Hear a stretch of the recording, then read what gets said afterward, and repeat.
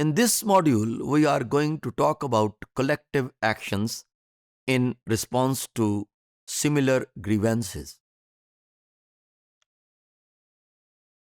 Similar grievances, dominance of developed countries and international institutions, intensified economic competition among the developed countries have increased economic interdependence.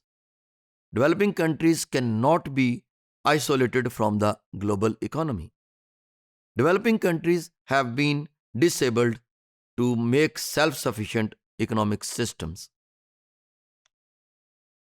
Neoliberal ideology has redefined the role and economic goals of government.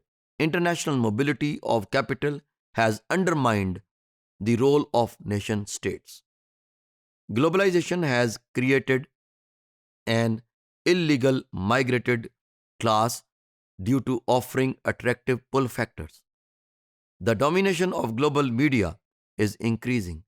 So these global forces are trying to monopolize the labor from, uh, concentrate the labor from developing world, and it is causing brain drain in developing world because that skillful labor is looking for better prospects of life in the developed world.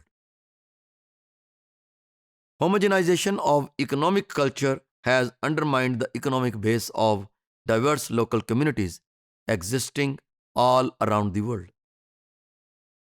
Public lands are made open for privatization due to accelerated capital agendas.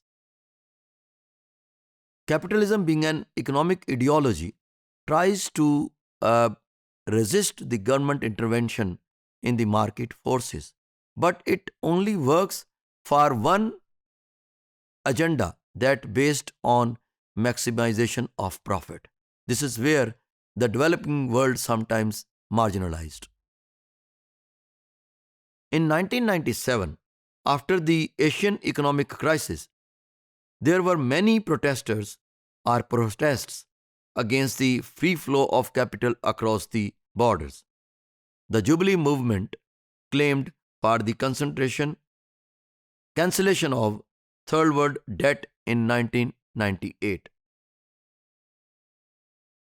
The collective actions of anti-globalists have increased awareness of human rights and political, economic and other social issues.